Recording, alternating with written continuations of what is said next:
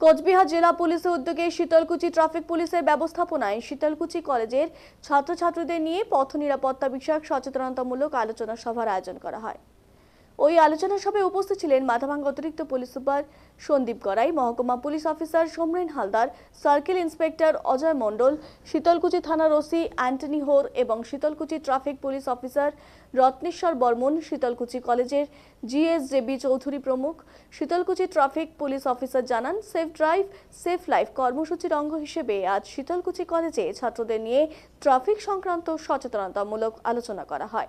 বিশেষ করে বাইক চালকদের ক্ষেত্রে নিরাপদ যাত্রায় অবশ্যই চালক সহ আরোহীকেও হেলমেট পরে চলাচল করার বিষয়ে গুরুত্ব দেওয়া হয়।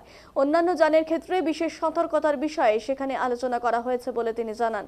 দ্রুতগতির 4 চাকার গাড়িগুলোতে ড্রাইভার এবং সহযাত্রীকে অবশ্যই বেল্ট পরতে হবে। রাস্তায় কখনো অহেতুক অস্বাভাবিক গতিতে চলাচল করা যাবে না এবং নিজস্ব গতি নিয়ন্ত্রণ করেই রাস্তায় গাড়ি চালাতে হবে।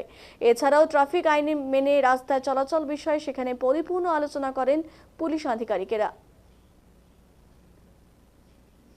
সেটা যদি ঠিকঠাক করে আমরা পালন করে চলি। 2 নম্বর কি আছে, সিট বেল্ট এবং হেলমেট এই দুটো ঠিকভাবে ব্যবহার করা। 3 নম্বর হচ্ছে মদ্যপ অবস্থায় বা কোনো নেশাগ্রস্ত অবস্থায় আমরা গাড়ি চালাবো না। 4 নম্বর কি আছে, যে গাড়ি বা যানবাহনের স্বাস্থ্য পরীক্ষা।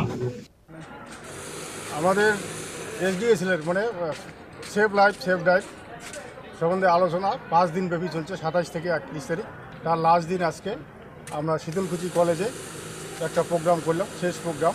আমাদের মাথাভাঙ্গা এডিশনাল এসপি, এসডিপিও সাহেব, সিআই সাহেব সকলে মিলে কলেজের ম্যাম লাস্ট প্রোগ্রাম আমরা এই কলেজে সেফ লাইফ সম্বন্ধে সম্পূর্ণ ধরনের আলোচনা সভা হলো। কতজন ছাত্রছাত্রী এখানে অংশগ্রহণ করে এই প্রোগ্রামটাতে? 250 জন ছাত্রছাত্রী অংশগ্রহণ করেছে। এই প্রোগ্রামের মধ্য দিয়ে কি বার্তা দেওয়া হলো?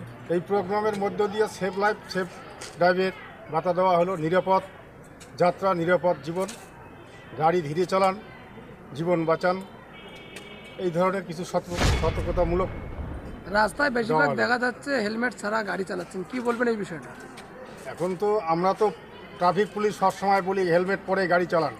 এখন কেউ যদি শুনেও হেলমেট ছাড়া গাড়ি চালায়, আমাদের কি করণীয় আছে? তার জন্য আছে ফাইন। ওভার মানে যখন করে প্যাসেঞ্জার, মানে মোট কথা যে বাইকের মধ্যে 2 জন থেকে বেশি 3 জন 4 জনও চড়ে, সেক্ষেত্রে কি হবে? সেক্ষেত্রে তাদের ড্রাইভিং লাইসেন্স সাবসেশন হবে, ক্যান্সেল করা হবে ড্রাইভিং লাইসেন্স। আর এই 3 চাকার গাড়ি বা 4 চাকার গাড়ি যেগুলোতে মানে নেয়, বেশি লোক নেয়, তখন কি হবে? তাদের ওভারলোডিং ফাইন হবে। সেগুলো কি হয়? হয়। কি নাম আপনার? রত্নেশ্বর বর্মন। কোন দায়িত্বে